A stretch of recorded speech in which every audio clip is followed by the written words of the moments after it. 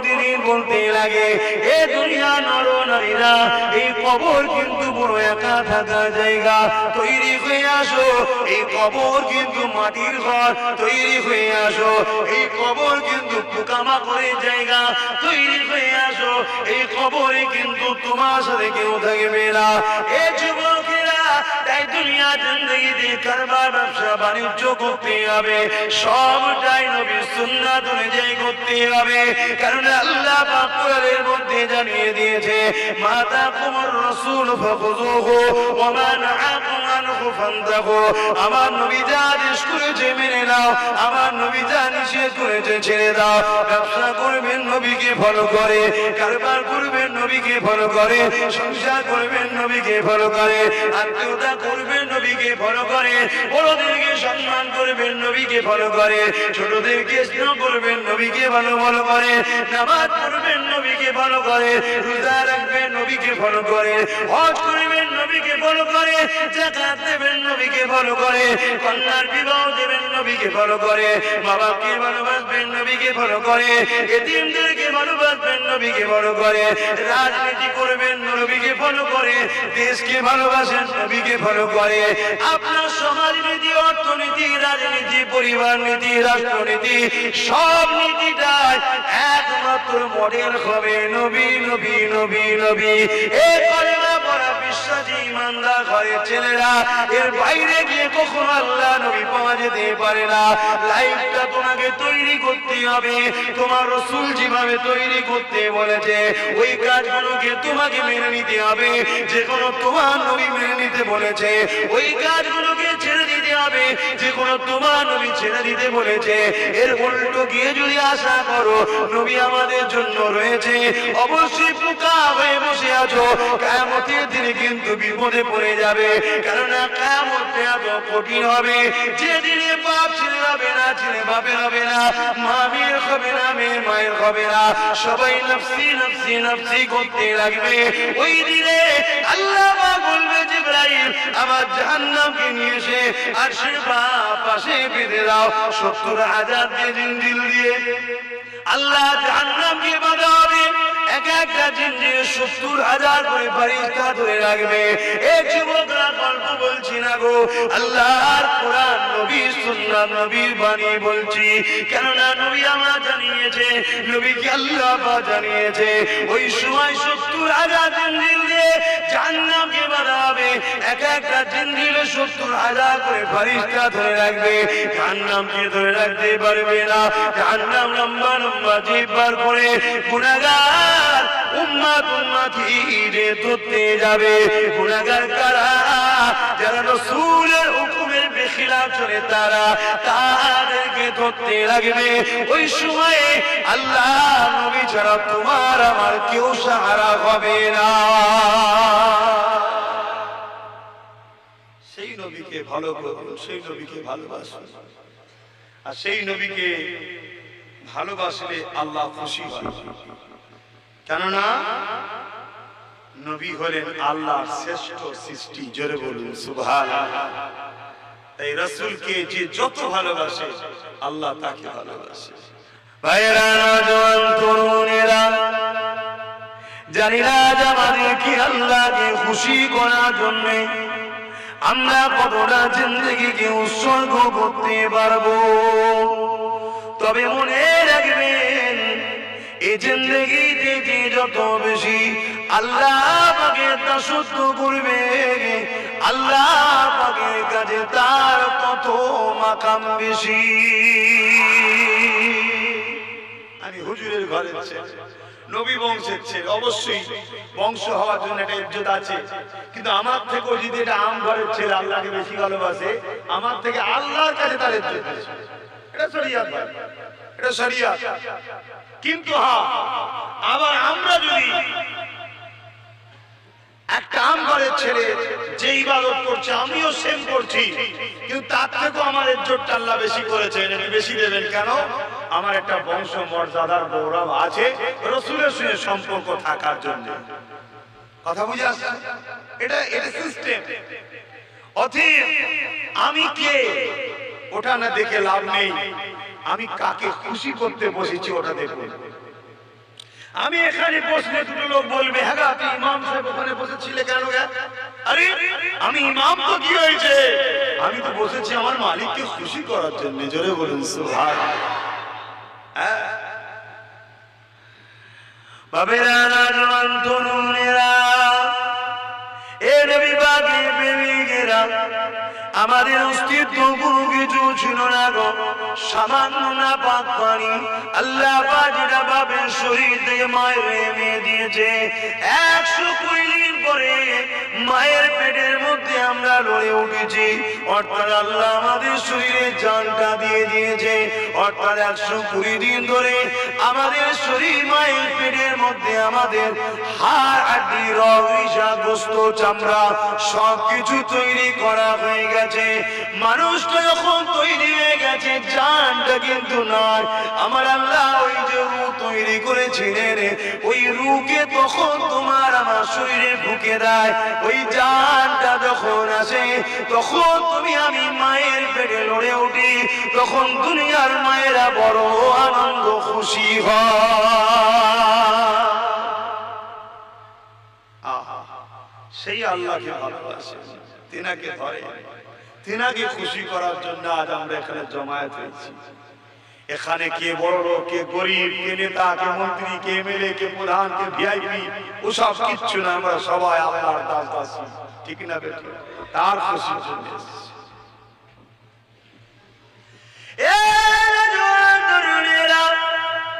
কখনো কি নিজেকে দেখে চিন্তা করেছেন আল্লাহ আমাকে আপনাকে কতটা ভালোবাসে? যদি আল্লাহ আমাকে আপনাকে চোখ না দিত, তাহলে দুনিয়া দেখতে পেতাম না, মা বাপকে দেখতে পেতাম না, স্ত্রী সন্তান বাচ্চাদেরকে দেখতে পেতাম না, স্বামী আত্মীয় স্বজনকে দেখতে পেতাম না, এই জমিনটা কেমন, আসমানটা কেমন, খাদ্য কোনো কেমন দেখতে পেতাম না। আল্লাহ মেহেরবানি করে আমাকে আপনাকে দুটো চোখ দিয়েছে। বান্দা দুনিয়া জমিনে যা ভালো মন্দটা বুঝবি, এই চোখ দিয়ে বান্দারে মা বাপকে দেখবি। যদি কেউ মায়া নজরে বাপ মাকে দেখি, আমি আল্লাহ জানিয়ে দিলাম তোকে আমি একটা মকবুল কবুলিয়াতের হজের সবটা দান করব। 3.5 লক্ষ টাকা হজ করতে যাচ্ছে না, গ্যারান্টি নেই কবুল হয়েছে। কেউ বলতে পারবে? কিন্তু ঘরে মা বাপের মুখের দিকে দয়ার নজরে, করুণার নজরে, স্নেহ ভালোবাসার নজরে, মায়ার নজরে তাকালে 100% কবুল একটা হজের সওয়াব পাওয়া যায়। জোরে বলুন সুবহানাল্লাহ। কিন্তু ওই 3 লাখের থেকে 30,000 মা বাপকে দিতে পারি না, ওখানে 3 লাখ খরচ করি, কারণ স্টাম্প দরকার। হাজি সাহেব কি এখানে মাকে দিলে তার হাজি সাহেব হওয়া যাবে না। দুনিয়া দুনিয়া দুনিয়া, আরে দুনিয়ার জন্য নাম কামিয়ে কি লাভ? তুমি যদি মাকে দিতে, আমি বলছি না যে হজ বন্ধ করে দাও, ওটা বলছি নাউজুবিল্লাহ, কিন্তু তোমার মাকে আগে দেখতে হবে। মাকে যদি তুমি দিতে, দুনিয়ার কেউ হয়তো তোমায় হাজি সাহেব বলতো না, কিন্তু আমার আল্লাহ তোমার কপালে লিখে দিত যে এই বান্দারের উপরে আমি রাজি হয়ে গেছি। জোরে বলুন সুবহানাল্লাহ। এটা হাজি সার্টিফিকেটটা বড় না আল্লাহ রাজি হয়ে গেছে এটা বড়? আমি বলছি না যে হজ করবেন না, নাউজুবিল্লাহ, ভুল বুঝবেন না। আমি ওই সকল মানুষকে বলছি যারা মা বাপকে দিতে কিন্তু বোধ করে, অথচ 3.5 খরচ করে হজ করতে যায়। মা বাপকেও দেয়, আল্লাহ আরো দিয়েছে, হজও করছে, আলহামদুলিল্লাহ। এটা ডবল জিনিস পেল, আল্লাহ রাজিও হয়েছে, হাজিও হয়েছে। জোরে বলুন সুবহানাল্লাহ। এটা আরো বড় বড় যারা মানুষ, জি, এটা আম মানুষের নামাজ, এটা আলেমের নামাজ। আম মানুষ নামাজ পড়েছে নাকি আলেম নামাজ পড়েছে, নামাজের সব, কিন্তু আলেম হওয়ার জন্য একটা দরজা বেশি না কম। ঠিক তেমন একটা ছেলে মা বাপকে ভালোবাসে কিন্তু হজ করতে পারে না, ও শুধু মা বাপের খাদেম, আল্লাহ তাআলা করে রাজি। আর একজন মা বাপকে ভালোবাসে, হজও করেছে, এর দুটো দরজা পেয়েছে। জোরে বলুন সুবহানাল্লাহ। কিন্তু মা বাপ ছেড়ে দিয়ে আজকে অনেক হচ্ছে না, হয়নি এরকম? বাপ রে বাপ, এক বাড়িতে বা এক পেটের মধ্যে 3টে 4টে 5টা জায়গা হলো, আর একটা বাড়ির মধ্যে 2টো রাত জায়গা হচ্ছে না। এগুলো বাপ মাকেও একটুখানি মেনে নিতে হবে, আমাদেরও কিছু কর্মে ত্রুটি হচ্ছে, ওটা একটাই রাস্তা, আমরাও নবীকে ছেড়ে দিয়েছি, আমাদের বাচ্চাগুলোকে নবী চিনাতে পারিনি, তাই তো আমাদের ছেলেরা রাত দুটোই পটাকা ফুটায়। কি হয়েছে রে বাবা? বলছে আমার দল জিতে গেছে। তোর দল কোনটা? বলছে ব্রাজিল, আর্জেন্টিনা। ওহো, তাই নাকি? অথচ যারা সারা জীবন আমার ইসলামকে মিটাবার জন্য ষড়যন্ত্র করছে, ওগুলো হচ্ছে আমাদের দল। তাদের জন্য রাত দুটোর সময় জেগে পটাকা বাজাচ্ছে, আর আমার আল্লাহর জন্য রাত 4টেই উঠে একবার দূরে গান নামাজটা পড়তে পারছে না। কেন? আমরা শিখাতে পারিনি যেটা আমাদের দল, আমরা শিখিয়েছি ওইটা আমাদের দল। কি অসুবিধা হচ্ছে? যুবকরা মনে কষ্ট পেয়েছ? বোঝো আমার সোনার ভাই, যুবকরা, এই জিন্দেগি খুব সামান্য, কোনো গ্যারান্টি নেই। আমার আজকেই হয়তো শেষ, কাল সূর্য নাও দেখতে পারি, কোনো গ্যারান্টি তোমাদেরও নেই। ঈশার পরে খাওয়াটা হবে কি তাও কোনো গ্যারান্টি নেই, ঠিক না বেটি? এই সামান্য জিন্দেগিটা যিনি দিয়েছে এমনি এমনি দেয়নি, কিছু একটা উদ্দেশ্যে দিয়েছে, এই উদ্দেশ্যটাকে পালন করো। আল্লাহ আপনাকে আমাকে জিন্দেগি দিয়েছে, দুটো চোখ দিয়েছে, হাত দিয়েছে, এমনি দেয়নি। বান্দারের চোখে মা বাপকে দেখবি, বান্দারের চোখ দিয়ে আমার কুদরত দুনিয়াকে দেখবি, এ বান্দার চোখ দিয়ে নিজের সন্তানদেরকে দেখবি, স্ত্রী স্বামীকে দেখবি। বান্দা বান্দিরে এই চোখ দিয়ে বেশি বেশি করে আমি আল্লাহ আমার কালামুল্লাহ কোরআন শরীফকে বেশি বেশি করে দেখবি। আজকে এতগুলো তো যুবক বসে আছে, বলো কতগুলো যুবক আছো যে 1 মাসের মধ্যে একবার হলো কোরআন শরীফ পড়েছো? যুবকরা হাত তুলবে, মুরব্বীরা না। যারা যারা পড়েছো হাত তোলো, যে 1 মাসের মধ্যে পড়িছে আমি কোরআন শরীফ, একটা দুটো। যারা পড়েছো তুলবে, যারা পড়ুনি একদম তুলবে না, তাহলে মুনাফিকি হয়ে যাবে। 1 2, এটা জাহিরি ইবাদত, লজ্জা নেই। এটা গোপনের ইবাদত না যে কোরআন পড়লে জানানো যাবে না, না, এটা জাহিরি ইবাদত, বলা জায়েজ আছে। 1 2 3 4 5 6 7 8 9 10, এই কয়েক। দেখুন 1 মাস। আচ্ছা 2 মাসের মধ্যে কারা কারা কোরআন শরীফ পড়েছে?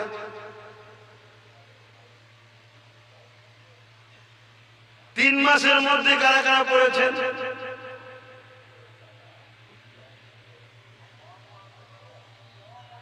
অথচ হযরতে মুসা আলাইহিস সালাম, এ যুবকরা শোনো মন দিয়ে, আল্লাহ পাক তোমাকে আমাকে ছাড় দিয়েছে, ছেড়ে কিন্তু দেয়নি।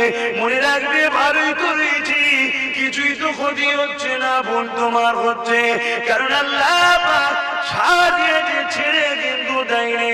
একদিন তোমাকে ডাকবে, সুম্মানু বিকা উখরা ফাইযা কুম কিয়ামুন ইয়ানজিরুন, আবার সিংহায় পুদিয়া খাবে, যেমন নাগল দিয়ে আলু ওঠে জমিন থেকে, তুমি আমি মাটি থেকে উঠতে রাখবো। ওই দিনটা হবে বিচারের দিন, ময়দানে মাশর। ওই দিনে কে পিসা, কে নামাজি, কে হাজি, কে কুতুব, কে আফতার, সবাইকে দাঁড়াতে হবে। আদম নবী থেকে নিয়ে পৃথিবীর শেষ মানুষ পর্যন্ত সবাই দাঁড়িয়ে দাঁড়িয়ে নাফসি নাফসি করতে লাগবে। এ যুবকেরা, ওই দিনে কিন্তু আল্লাহ পাক তোমাকে জিজ্ঞাসা করবে, বান্দা রে, আমি আল্লাহ তোকে জবান দিয়েছিলাম, এই জবানে কেন আমার কোরআনটা তেলাওয়াত করলি না? এই জবানে গান গাইলি, এই জবানে গালি দিলি, এই জবানে মানুষকে মিথ্যা চাকরি দিলি, এই জবানে মানুষকে ছোট বড় কথা বললি, এই জবানে নোংরা কথা বললি। এ বান্দা রে, আমি আল্লাহ তুমি যদি জবানে কথা না দিতা, তাহলে কে ছিল তোর জবানে কথা দিতে পারে? অথচ এই জবানে আমার কোরআনটা কেন বললি না? এ বান্দা বান্দির জবাবটা আমাকে দে, উত্তর আমরা দিতে পারবো না, তাই বলে দিয়ে যায়। হযরত মুসা আলাইহিস সালাম আল্লাহ পাককে বলেছিলেন, ও রব্বে আল্লাহ পাক, আমি আপনার সঙ্গে কথা বলি, এই জমিনের উপরে আর কেউ কি আপনার সঙ্গে কথা বলবে? আল্লাহ পাক বলেছিল, মুসা রে, আমার কিছু স্পেশাল বান্দা বান্দা বান্দি আছে তারা আমার সঙ্গে কথা বলবে। মুসা তুমি কথা বলো, এর জন্য জায়গা ফিক্সড আছে, কিন্তু তারা যখন কথা বলবে জায়গা কোনো ফিক্সড না। মুসা তুমি আমার সঙ্গে কথা বলো, তোমার জন্য সময় ফিক্সড আছে, তাদের জন্য সময় ফিক্সড না। এ মুসা রে তুমি আমার সঙ্গে কথা বলো, এর জন্য জুতা খুলে তোর পারে আসতে হয়। তারা যখন কথা বলবে নিয়ম ডিসিপ্লিন কিছুই না। বান্দা মুসা রে তুমি আমার সঙ্গে কথা বলো, এই কথার একটা লাইন টাইম রয়েছে, বেশিক্ষণ বলতে পারবে না। আর তারা যখন খুশি চাইবে আমি আল্লাহ আমার সঙ্গে কথা বলবে। এ যুবকেরা আল্লাহ কত ভালোবাসে তোমাকে আমাকে, শোনো এ আমার বোনেরা আল্লাহ কত ভালোবাসে তোমাকে আমাকে, শোনো তোমাকে আল্লাহ সুন্দরী করেছে বেপরদা হয়ে রাস্তায় ঘোরার জন্য নয়। আল্লাহ তোমাকে সুন্দরী করেছে তোমারও পরীক্ষা নিতে লেগেছে। বান্দি রে তোকে রূপ দিলাম আমি, কিন্তু গুণটা তুই নিজে থেকে তৈরি করে নে। তুই যদি খাতুনে জান্নাতকে ফলো করি তাহলে খাতুনে জান্নাতের সঙ্গে জান্নাতটা পেয়ে যাবি।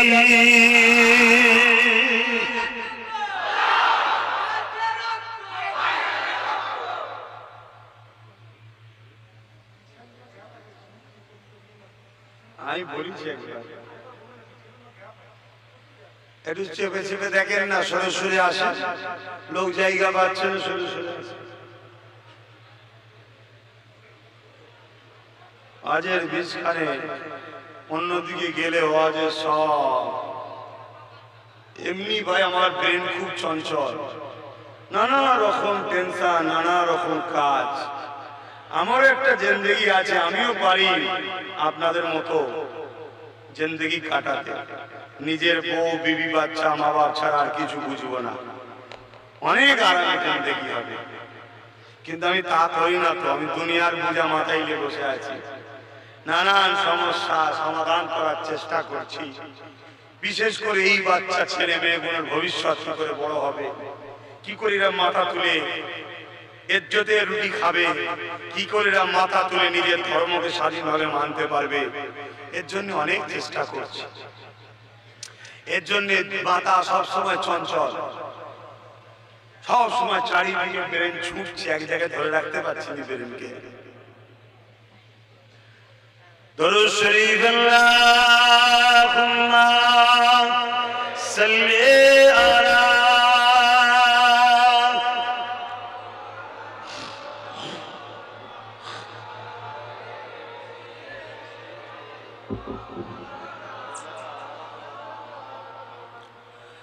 তুমি শরীকহীন, তুমি মহান, বিশ্বের মালিক তুমি দয়াবান। তুমি শরীকহীন, তুমি মহান, বিশ্বের মালিক তুমি দয়াবান।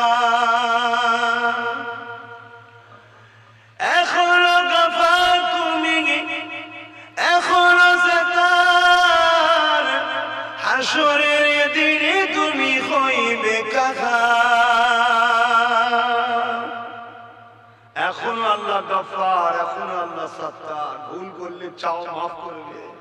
হাসরের দিন কিন্তু বিচারের দিন হবে কাহার। নবীরা পর্যন্ত নফসি নফসি করবে, তুমি আমি তো কোথাকারের কি। আমি আমার কথাও বলছি, নবীরা পর্যন্ত নফসি নফসি করবে, তুমি আমি তো কোথাকারের কি। তবে হ্যাঁ, যদি প্রকৃত নবীরা আশিক হও কোনো টেনশন নাই, নিশ্চিন্তাই থাকো, জান্নাতি হয়ে গেছে। জোরে বলুন সুবহানাল্লাহ, কোনো টেনশন নাই। কিন্তু প্রকৃত আশিক হতে পেরেছি তো? প্রকৃত আশিক কাকে বলে?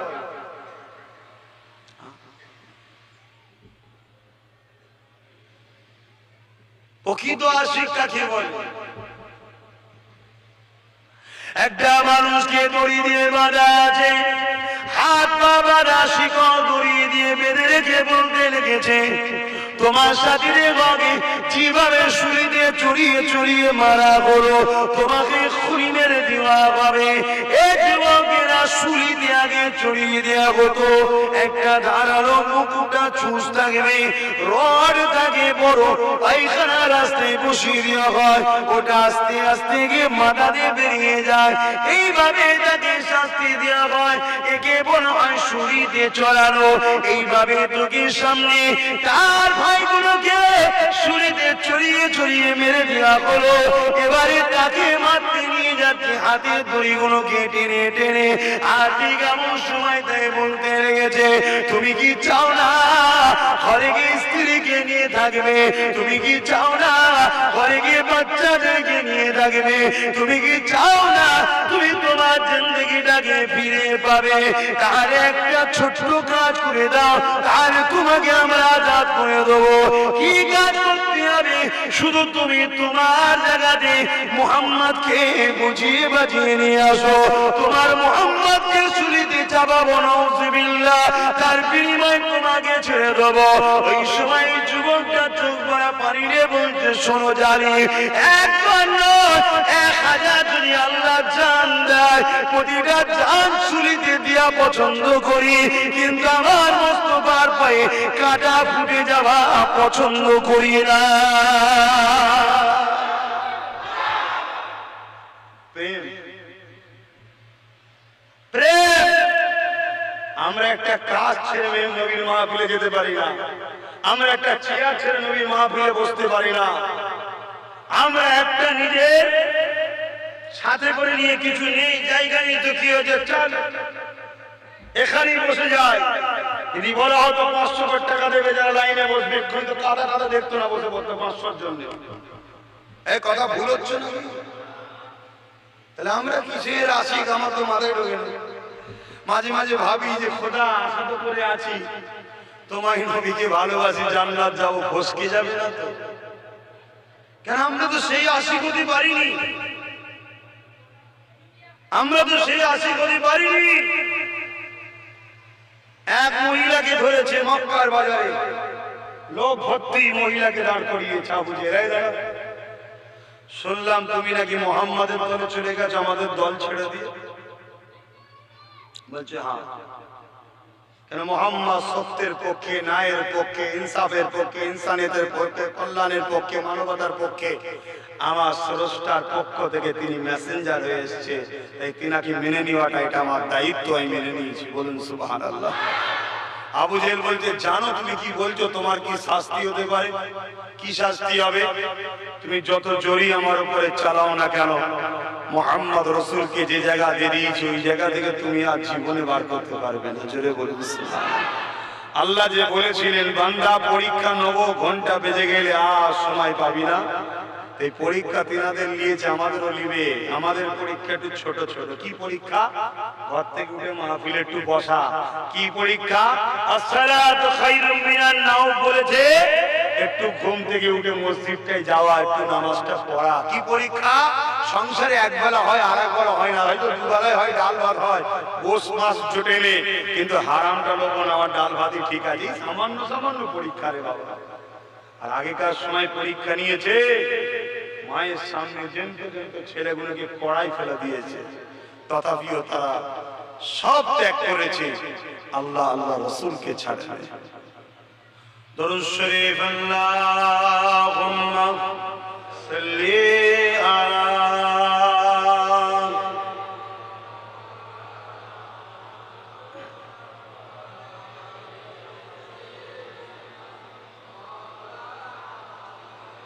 কেমন করে ডাকবো তোমায়,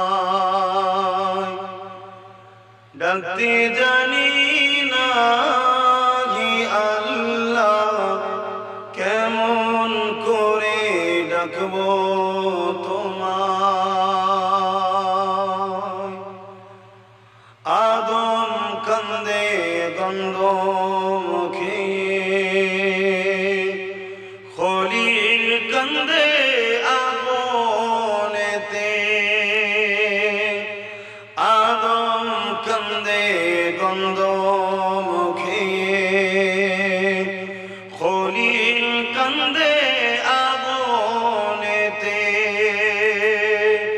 কান্দে হাজেরা আল্লাহ কেমন করে ডাকবো তোমার, ডাকতে জানি না গে আল্লাহ কেমন করে ডাকবো তোমার। হাবিব কান্দে উম্মত বলে,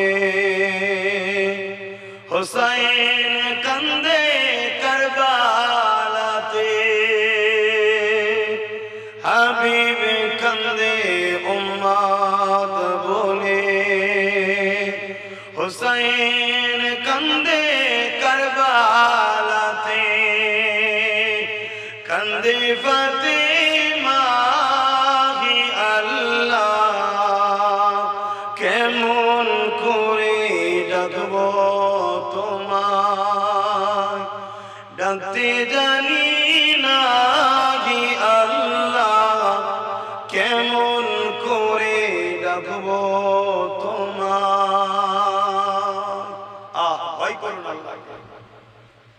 রাসূলের কলিজার টুকরো যার জন্য কায়নাত আল্লাহ করেছে, ফাতেমা হুজুরের সংসারে এমন দিন গেছে কয়েক সপ্তাহ খাওয়া হতো না। আল্লাহ পরীক্ষা নিয়েছে।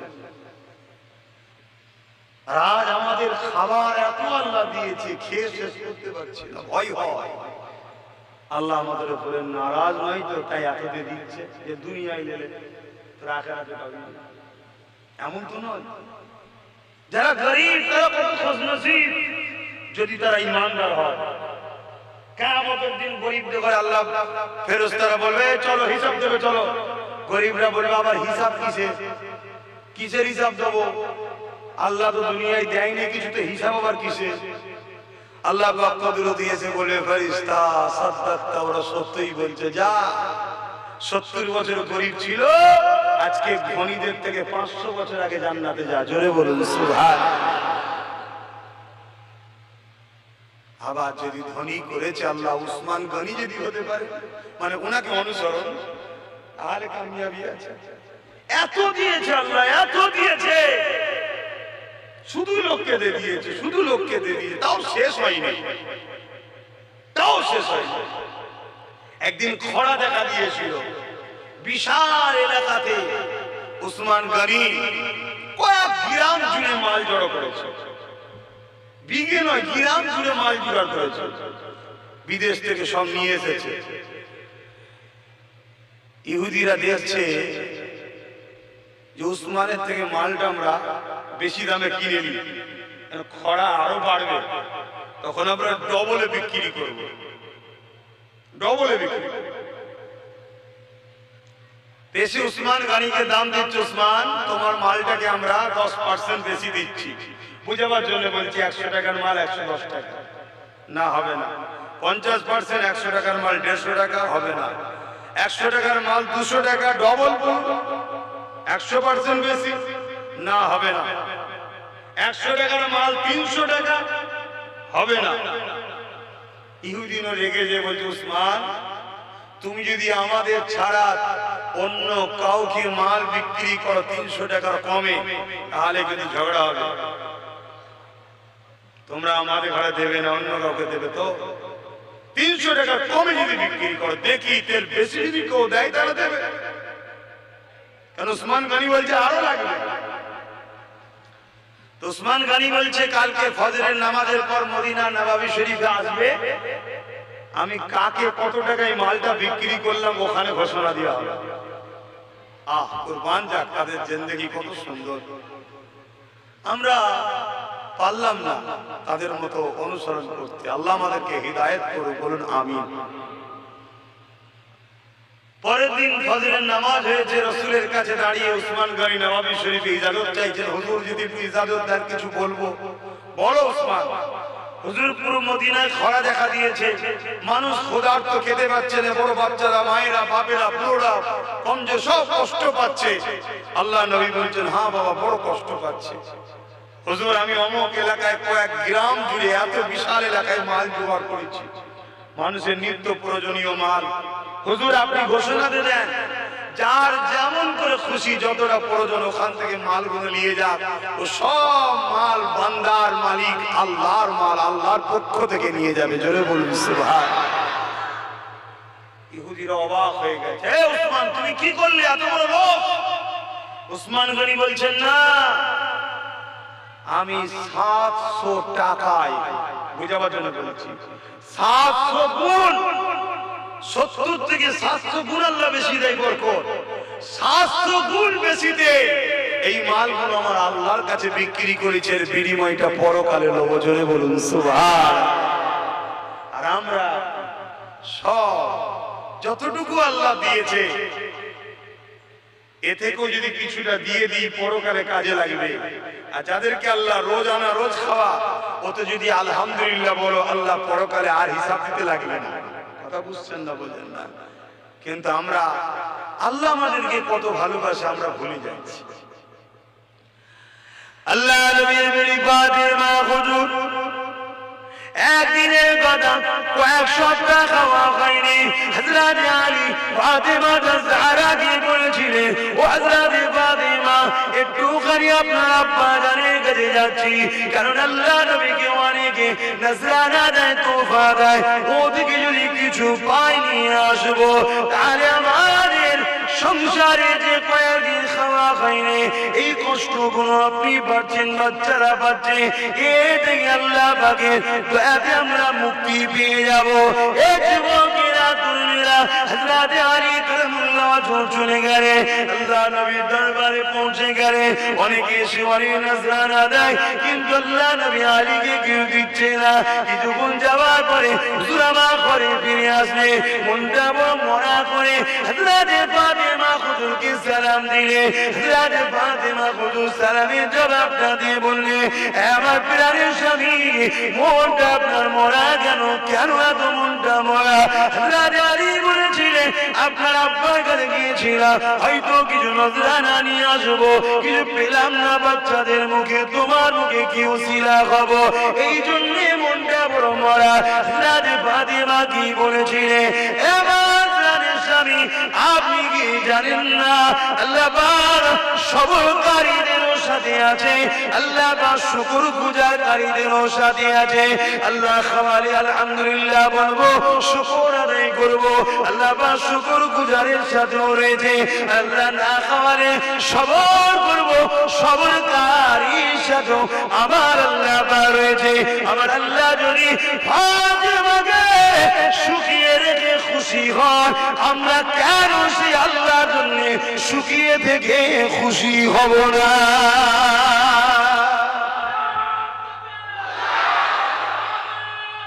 আল্লাহ কি আছে এত দয়ালু দুটো হাত দেবে, কি আছে এত দয়ালু দুটো পা দেবে, এত কিছু দিল, কোটি কোটি টাকা সম্পদ,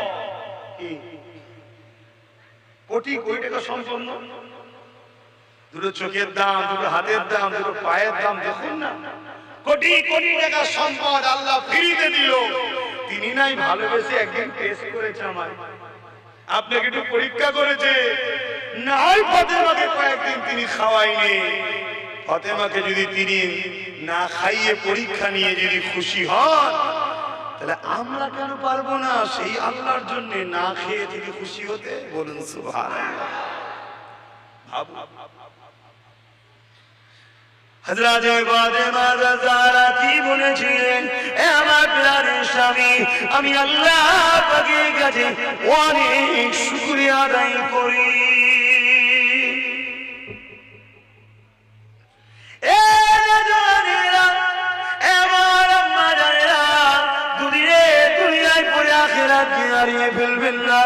আজকে বাড়ি বাড়ি লম্বন ঢুকে গেল, আজকে বাড়ি বাড়ি সুদ ঢুকে গেল, আজকে বাড়ি বাড়ি নারী পরকীয়া শুরু হয়ে গেল, আজকে বাড়ি বাড়ি হারাম প্লান প্রকল্প শুরু হয়ে গেল।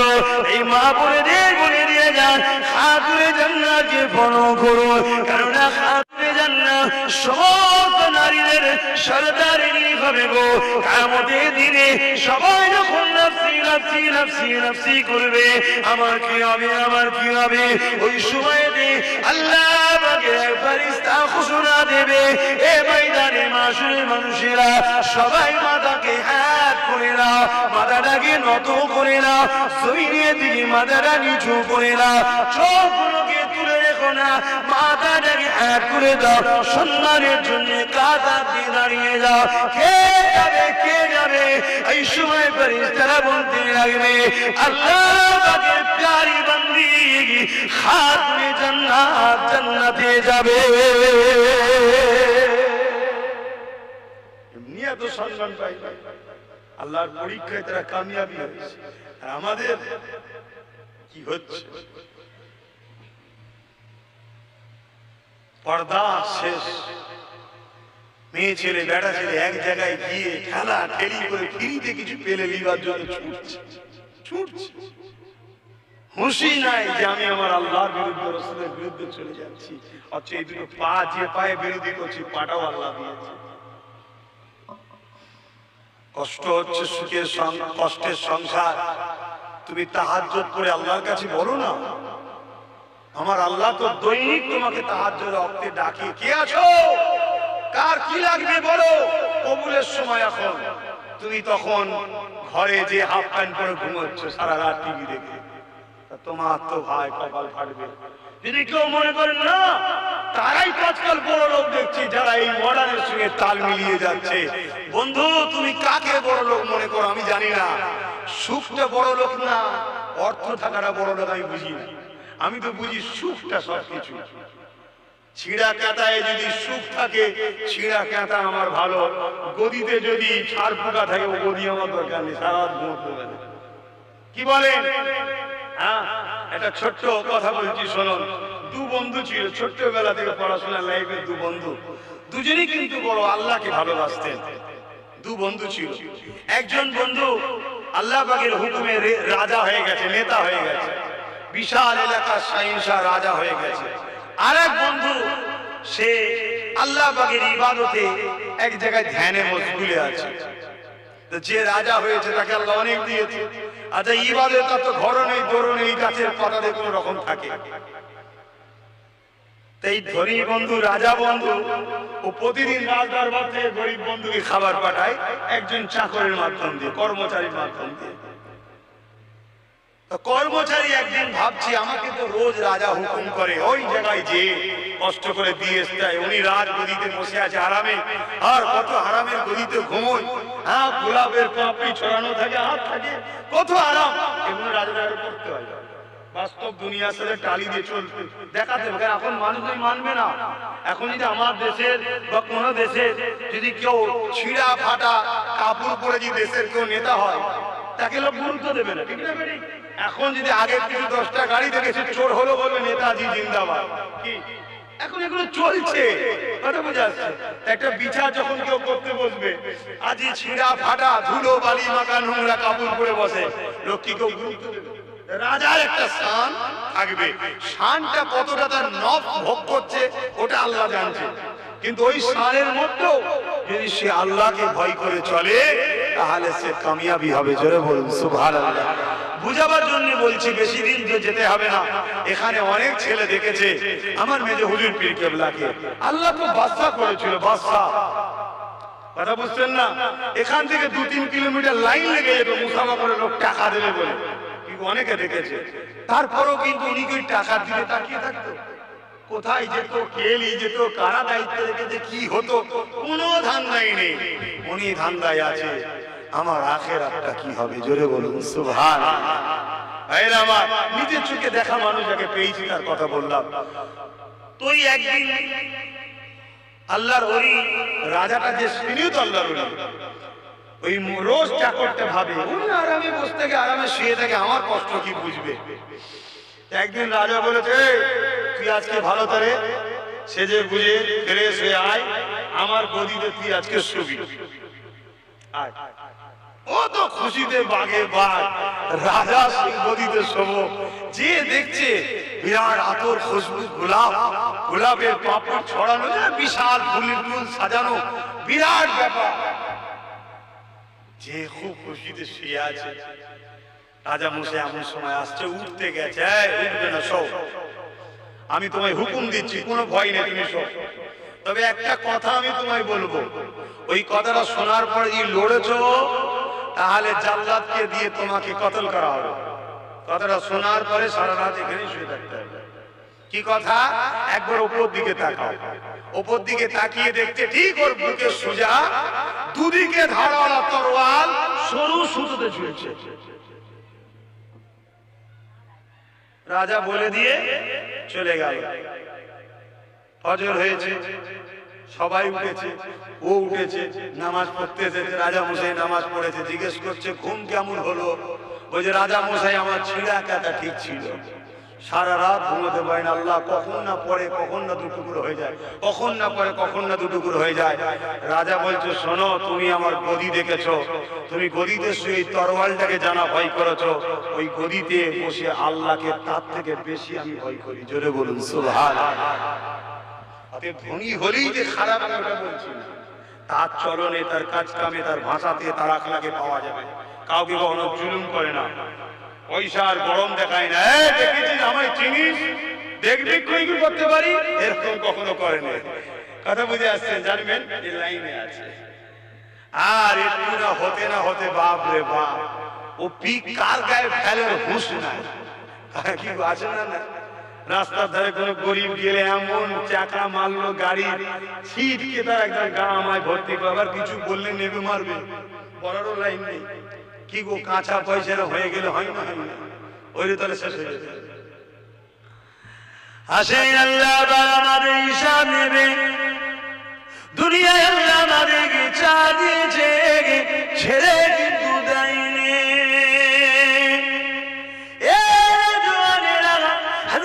খাতুনে জান্নাত একদিন আবার দিনা সংসারে দে কয়েকদিন খাওয়া হয়নি।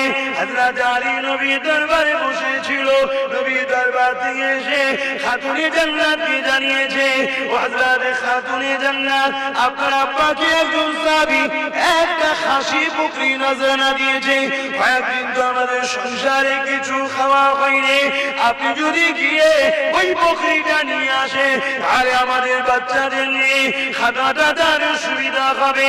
হযরত ফাতেমা জাহরা আব্বার কাছে গিয়ে ব্যাপারটা খুলে বলল, আব্বা জান বকরিটা আমাদের করে দিন, আমরা নিয়ে যে খাওয়া দাওয়াটা করব। আল্লাহ নবী বলেছিল, এ হযরত ফাতেমা, বেটি ফাতেমা, তুমি কি বকরি চাও না আমি তোমাকে দুটো দোয়া শেখাবো, যার বিনিময়ে আল্লাহ পাকের কাছে আরো প্রিয় হয়ে যাবে। হযরত ফাতেমা তো খোদার অবস্থাতে কি উত্তর দিয়েছিলেন, আব্বা জান আমি বকরি খাসি চাই না, আমি ওই দোয়া চাইতে চাই যেটা করলে, কাজ করলে আল্লাহ পাকের কাছে আরো প্রিয় হওয়া যাবে।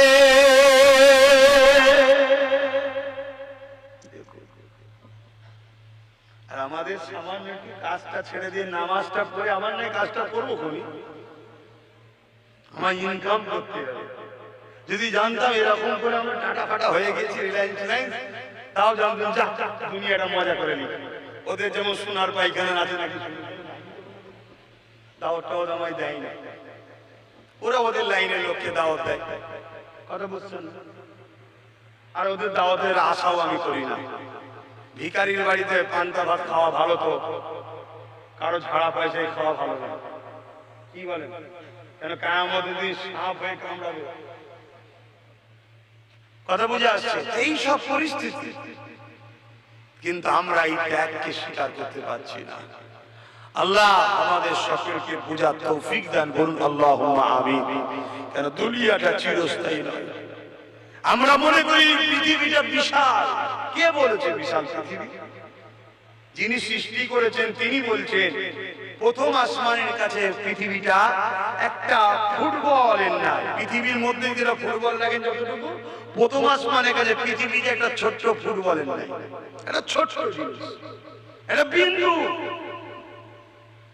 তাহলে আমার আল্লাহ পাকের 7টা আসমান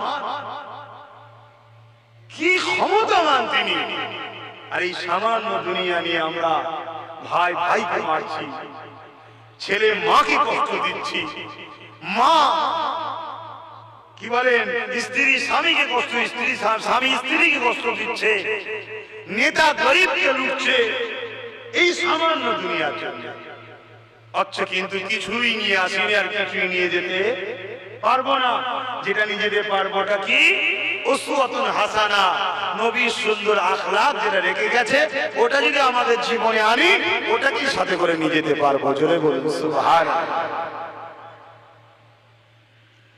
আল্লাহ পাক আমাদেরকে পরীক্ষা নেবে। সাহাবা হুজুরদের পরীক্ষা নিয়েছে, পীর মাশায়েখদের পরীক্ষা নিয়েছে, ইমামদের পরীক্ষা নিয়েছে। হযরত ইমামে আযম নু'মান বিন সাবিত আবু হানিফা হুজুরকে রাজা একটা বিষয়কে জোর করে হালাল করার চেষ্টা করেছিল যে তুই ফতোয়া দে এটা হালাল। ইমামে আযম বলেছিলেন না, আমি ফতোয়া দিতে পারবো না, কারণ আল্লাহর আইন এটা হারাম। তার জন্য রাজা তাকে জোর করে বন্দী করেছিল, বন্দী করে জেলখানার মধ্যে তাকে শহীদ পর্যন্ত করে দেওয়া হয়েছে। তিনারা সেটাকেও মেনে নিতে রাজি হয়েছে, তথাপি আল্লাহর একটা আইনকে কখনো অমান্য করতে রাজি হয়নি। জোরে বলুন সুবহানাল্লাহ। আর আজকে আমরা কি করছি? যেমন তিনারা আল্লাহকে খুশি করেছেন, আল্লাহ বাবা তিনাদের উপরে তেমন রাজি হয়ে গিয়েছিলেন। আর ইমামে আযম সম্বন্ধে আমরা কতটা জানি না। এই পৃথিবীর জমিনে মানুষ দুনিয়া আমরা বেঁচে আছি, আমাদের চাল চলন কথাবার্তায় দুনিয়ার এক শ্রেণীর মানুষেরা আমাদেরকে মারার জন্য ঘুরিয়ে ঘুরিয়ে বেড়ায়। আর ইমামে আযম দুনিয়া থেকে চলে যাওয়ার পরে উনার জানাজা দেখে 90 লক্ষ বেঈমান ইমানের কলেমা পড়ে মুসলমান হয়েছিল।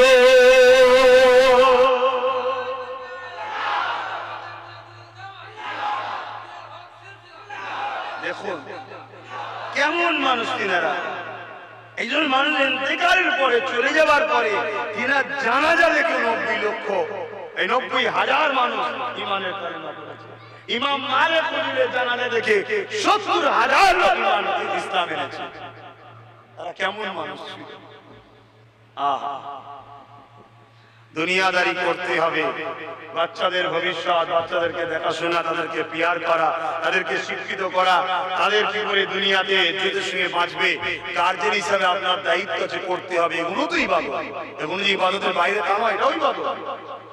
কিন্তু এগুলো করতে করতে আপনি দুনিয়াকে, সন্তানকে, পরিবারকে আল্লাহর উপরে তুলে দিচ্ছেন। তাই আজকে দুনিয়া সন্তান বাপ মার বিরুদ্ধে হয়ে গেছে, পরিবার স্বামী স্ত্রীর বিরুদ্ধে হয়ে যাচ্ছে। কেন?